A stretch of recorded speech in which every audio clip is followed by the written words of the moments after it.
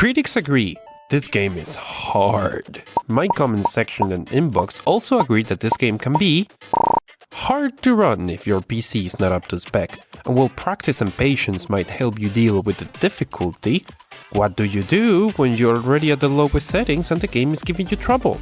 Well, the question is, how much inconvenience are you willing to put up with?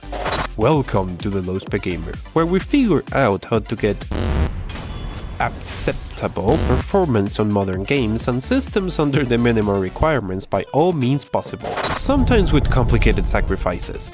You will get what I mean in a second. After dropping all the settings to this game to the lowest, there's a number of interesting things to note on this game.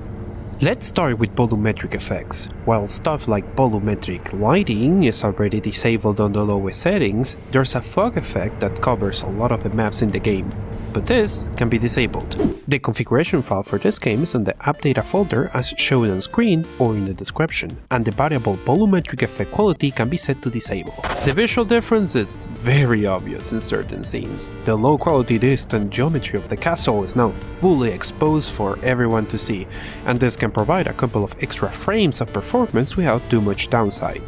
The thing is, if you are very GPU bottlenecked, like when using an integrated GPU, you might need a bit more.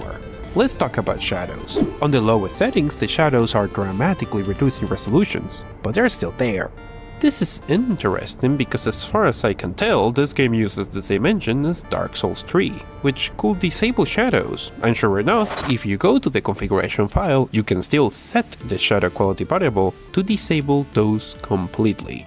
You will notice the difference immediately in the temple at the start of the game, as the inside and surrounding area of the temple will look quite unrealistic. And in terms of performance, this has a bigger impact. As some of you already saw coming, I continue to have a very emotional relationship with the $55 Athlon 200 GE, and on 720p, the difference when walking through any environment with a lot of shadows is very noticeable.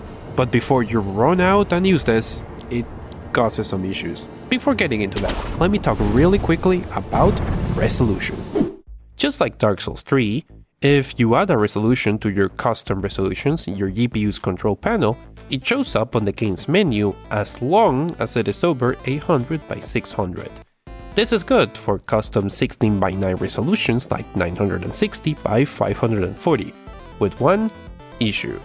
For some reason, while this worked on the NVIDIA GPUs, if attempted full screen on an AMD integrated GPU, it will make the game crash. Which is odd, because that resolution seems to work on the same APU for any other game.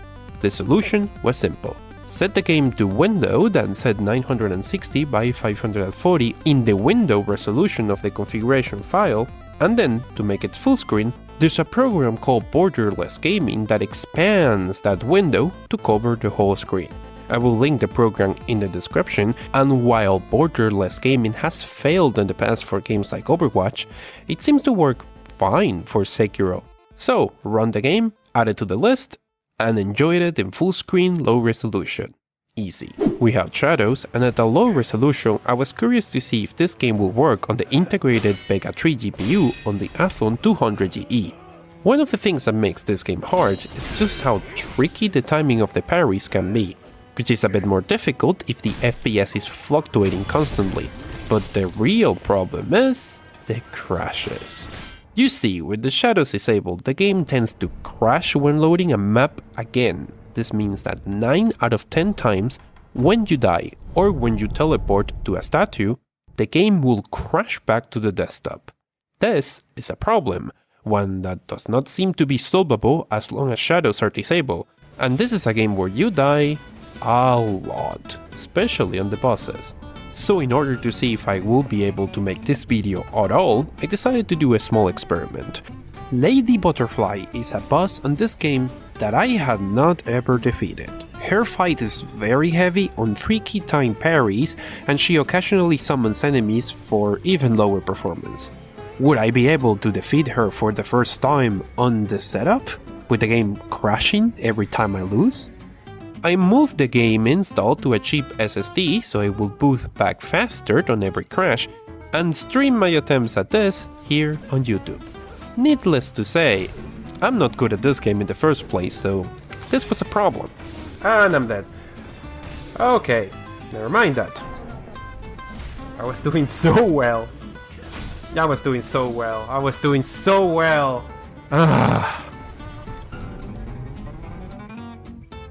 Thankfully, a lot of you came to the rescue, and that is not an exaggeration. Over the chat, not only did I get a very good explanation of how the combat in this game is supposed to work, which means the game finally clicked on me, but some excellent recommendations for boss strategies and other areas of the game that I should first finish to be more prepared.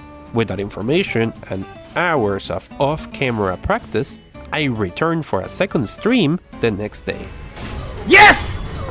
Ah! Please tell me that's the end of it. Please tell me that's the end of it.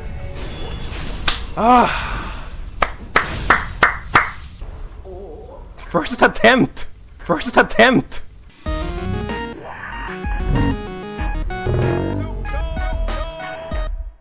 One last thing before we leave. That jingle that you heard in the joke was made by chiptune artist and friend of the channel Trevor Lenz. You can check out his latest album, Deep at Destruction, in Spotify or SoundCloud. You have already listened to some of the songs. I have been using that on the background of this video, likely using one of them right now. And if you check out the album cover, you might notice something that is a bit familiar if you have been keeping up with the channel for a long time. Thank you for watching. See you on the next one.